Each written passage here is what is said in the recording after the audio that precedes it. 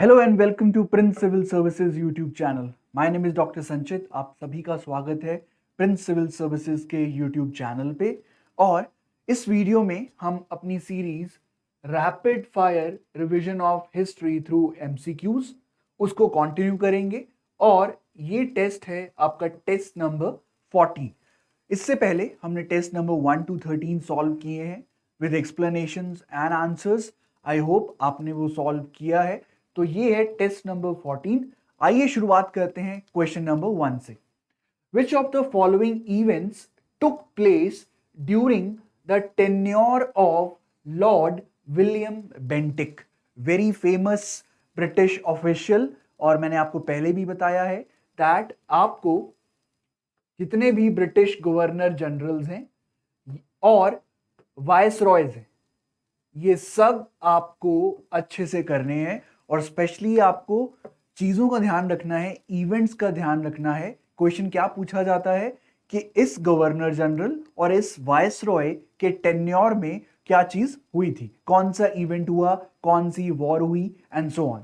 तो उसी से रिलेटेड आपका फर्स्ट क्वेश्चन है, that is Lord William Bentinck के टाइम में आपका क्या क्या हुआ था। आपके ऑप्शंस हैं एबोलिशन ऑफ सती, सती प्रथा को खत्म करना, बैन लगाना उसके ऊपर। Second statement, introduction of English as official language, English को ऑफिशियल लैंग्वेज बना दिया गया था। And third is suppression of ठगी।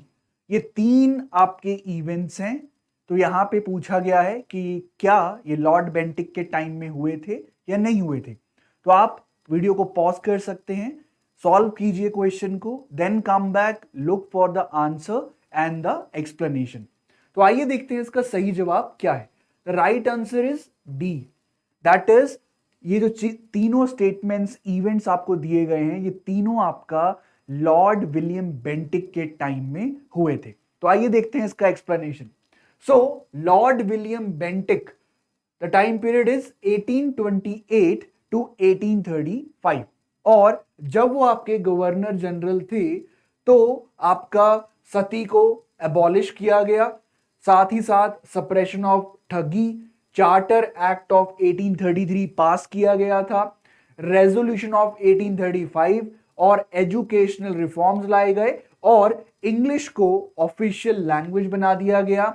साथ ही साथ मैसूर, कुर्ग एंड सेंट्रल कैचार, इन सबको आपका एनेक्स किया गया और treaty of perpetual friendship with Ranjit Singh आपका ये साइन किया जाता है।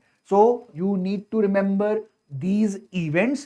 प्लस अगर आप इसके साथ पर्टिकुलर डेट भी याद कर सकते हैं, ईयर याद कर सकते हैं, that will be good. Because कई बार क्रोनोलॉजिकल क्वेश्चन आ जाता है कि ये चीज पहले हुई थी या बाद में हुई थी, तो आपको ऑर्डर सेट करना है। So that was the question number 1 regarding the William Bentinck.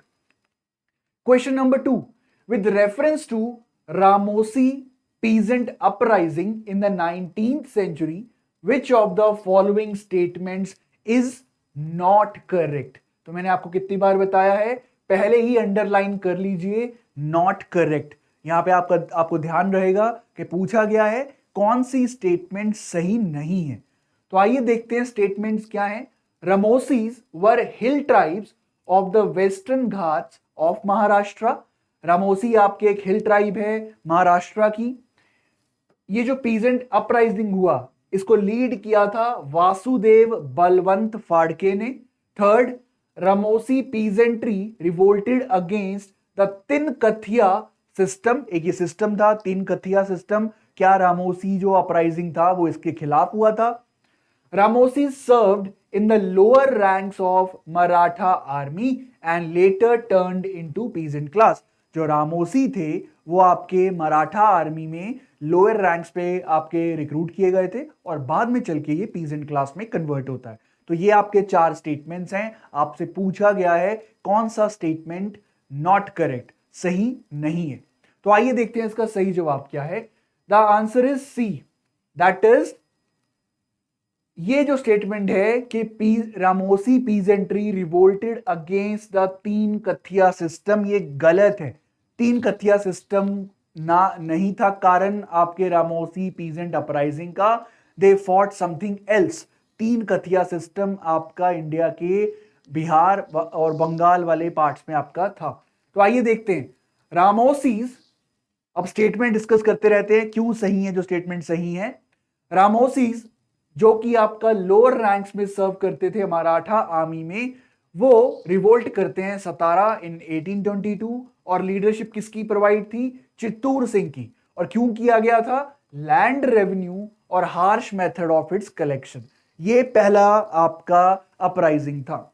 दूसरा 1825 टू 26 में वो दोबारा से आपका रेबेलियन करते हैं और इस कारण बनता है एक्यूट फेमीन एंड स्कार्सिटी इन पुणे। अकाल पड़ता है और हर चीज की किल्लत हो जाती है। इस समय आपका यहाँ पे डेक्कन बहुत ही बुरे हालात में था, तो यहाँ पे उन्होंने एक बार और रिवोल्ट किया।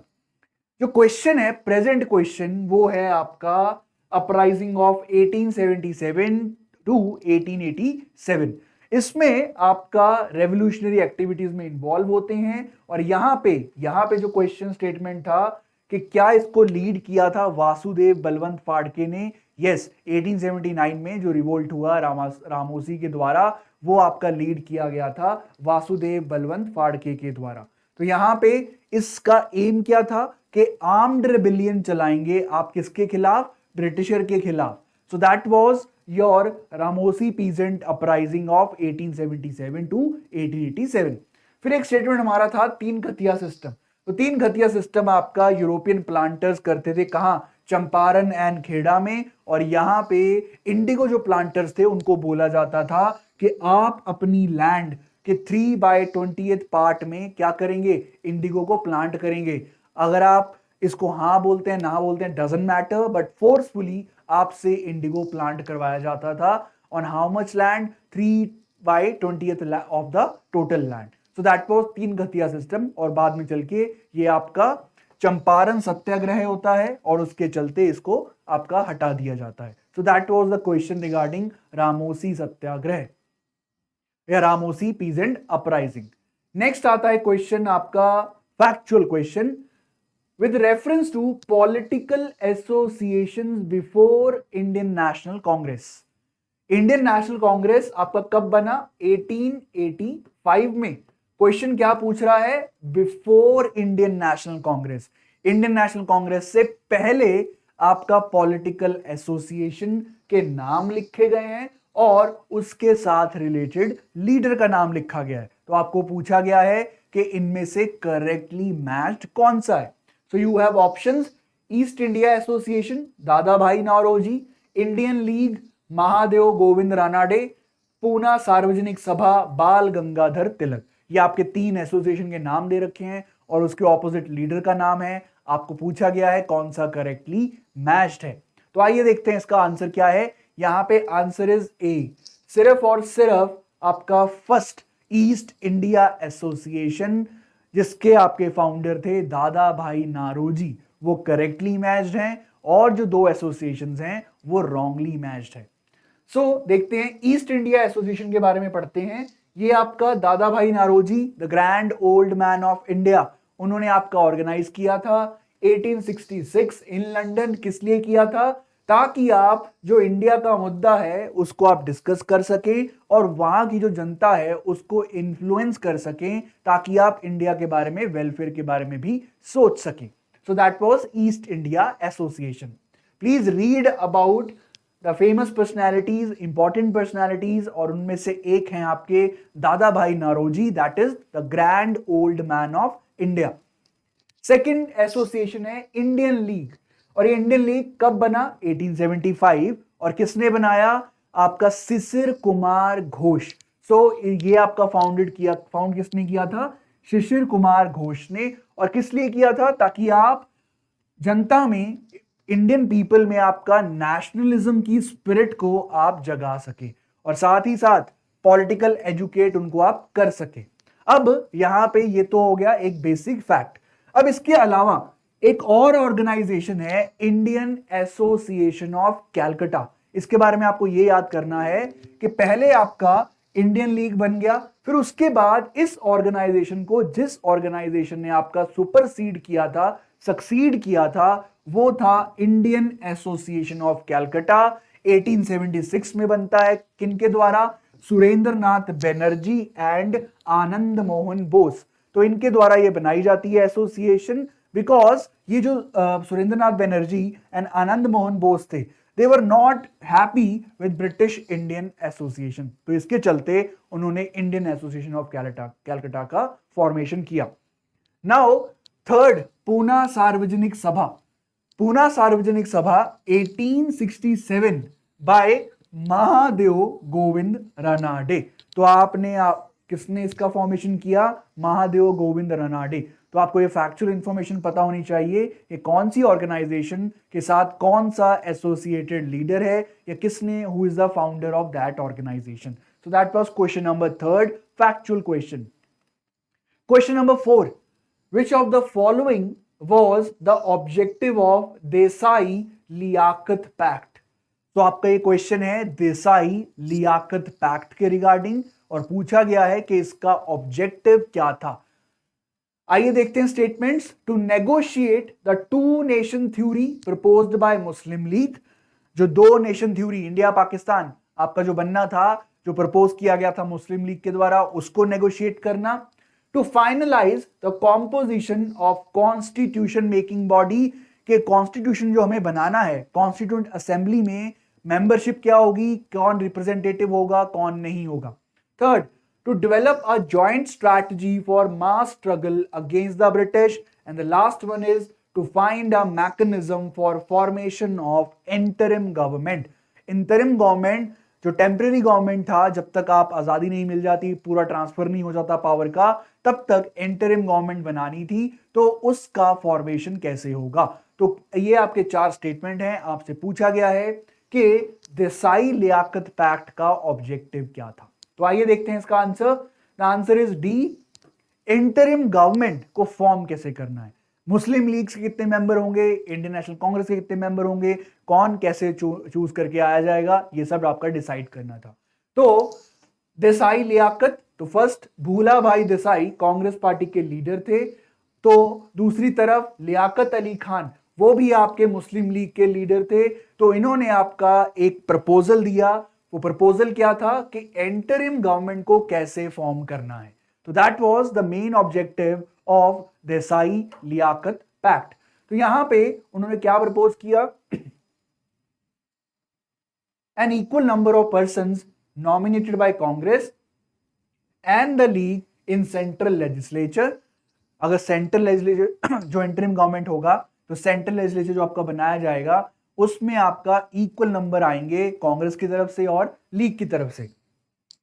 20% reserved seats for minorities, minorities के लिए 20% सीट्स को रिजर्व रखा जाएगा। तो ये आपका मेन इनका प्रपोजल था, लेकिन कोई भी सेटलमेंट नहीं हो पाई कांग्रेस और लीग के बीच में। और लेकिन इसमें एक बड़ी बात ये हुई थी कि जब आपने कांग्रेस और लीग को बराबर बराबर सीट्स या नॉमिनेशन देने का फैसला किया, तो यहां से जो पैरिटी हुआ, कंपैरिजन अगर होता था, तो यहां पे इक्वल्स का कंपैरिजन होने शुरू हो गया कि कांग्रेस और लीग बराबर है। So that is the importance of Desai Liaquat pact. Last question, which of the following reflects the influence of socialist ideas on Congress? Congress के ऊपर क्वेश्चन ये पूछ रहा है कि सोशलिस्ट आइडियाज का असर कहां कहां आपको देखने में मिलता है। First, resolution on fundamental rights passed by Karachi session, formation of national planning committee in 1938, election manifesto of Congress in 1936। तो कहां आपको सोशलिस्ट आइडियाज का इंफ्लुएंस देखने को मिलता है, या सोशलिस्ट आइडियाज के चलते ये स्टेप उठाया गया। So the right answer is D, 1, 2 and 3। तीनों जो आपके स्टेटमेंट्स थे, वहां पे आपका ड्यू टू सोशलिस्ट आइडियाज ये आपका कदम उठाया गया था। तो यहां पे क्या क्या देखिए, फंडामेंटल राइट्स, ठीक है, और इकोनॉमिक पॉलिसी जो कि कराची सेशन 1931 में पास हुआ था, वो आपका कोर था सोशलिस्ट आइडियाज के कारण। दूसरा, resolution on economic policy, Faizpur session 1936। तो आपको पहले भी बताया है, सेशंस आर वेरी इंपॉर्टेंट। तो फैजपुर सेशन में जो आपका इकोनॉमिक पॉलिसी के ऊपर रेजोल्यूशन लिया गया, उसमें भी कहीं ना कहीं सोशलिस्ट का या सोशलिस्ट आइडियाज का आपका इन्फ्लुएंस था। Third, election manifesto of Congress in 1936, और एंड में आता है नेशनल प्लानिंग कमेटी बनाई गई 1938। तो यहां पे ये सब होते हैं बिकॉज कहीं ना कहीं सोशलिज्म और सोशलिस्ट आइडियाज का इन्फ्लुएंस कांग्रेस में बढ़ रहा था। तो इसके चलते आपका फंडामेंटल राइट्स देने की बात की गई, प्लानिंग की बात दी गई, and so on. So that was the test number 14।